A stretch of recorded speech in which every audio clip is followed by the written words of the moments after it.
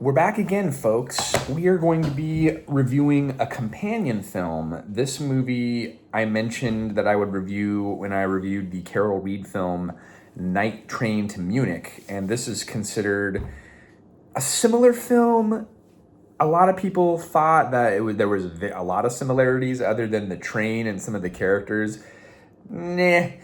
And I was very disappointed by the quality of this because if I checked this film out, huge shout out to the Stanislaus County Public Library System for having a copy in general. But 1938, The Lady Vanishes, directed by Alfred Hitchcock. This movie has a 97-minute runtime. And there is a Criterion release of this film. This is a very poor quality, no-name Diamond Entertainment transfer from the year 2001. So this must have been a public domain situation because this is the original lobby art for the film. It is a British release filmed in Shepherd's Bush, London.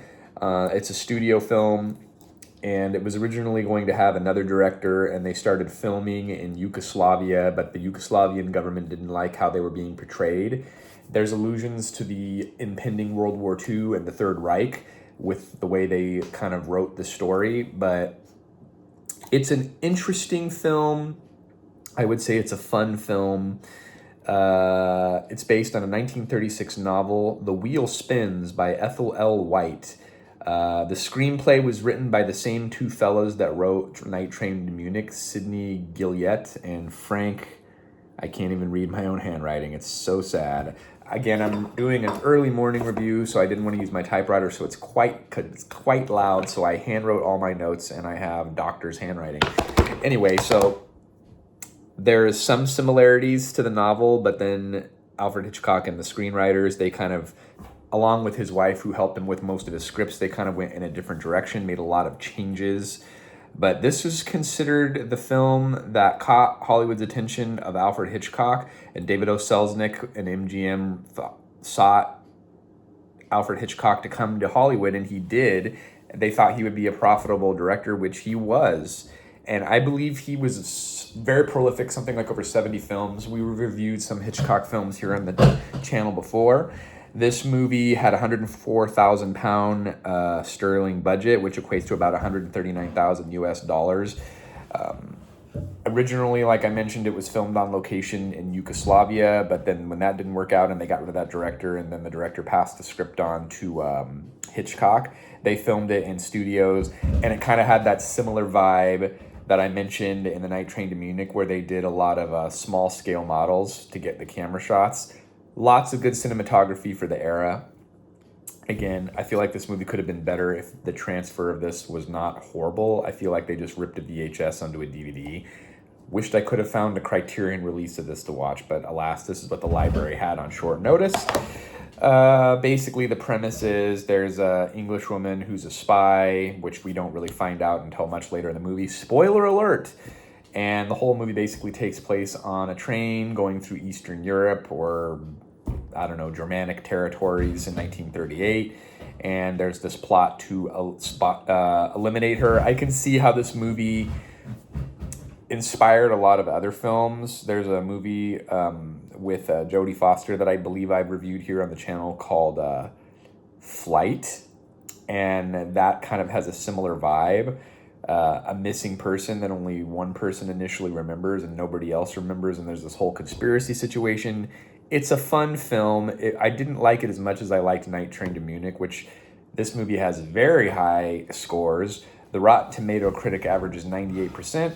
Audience score is 88% with over 10,000 people reporting in, and I think that's kind of where I'm at with this film in the 80s.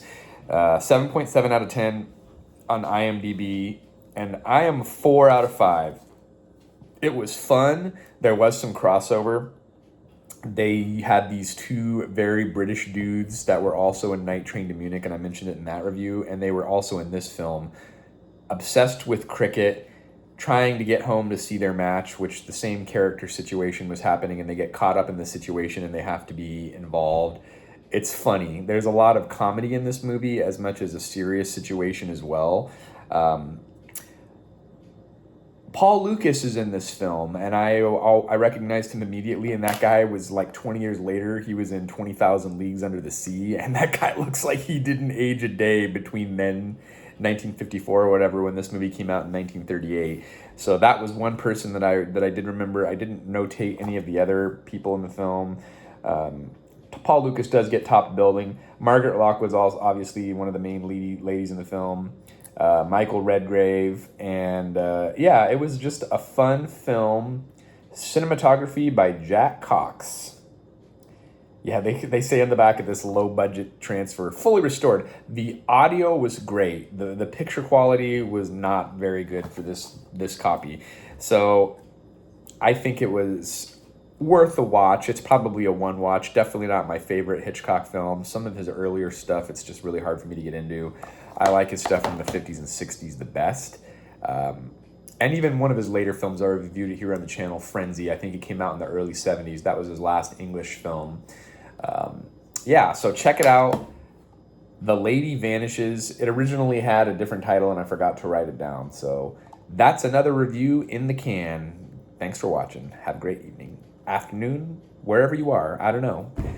I'm at 6 in the morning here in my kitchen, so low budget reviews straight for you. I don't know what we're going to be reviewing next. So, oh, I do know what I'm going to be reviewing next.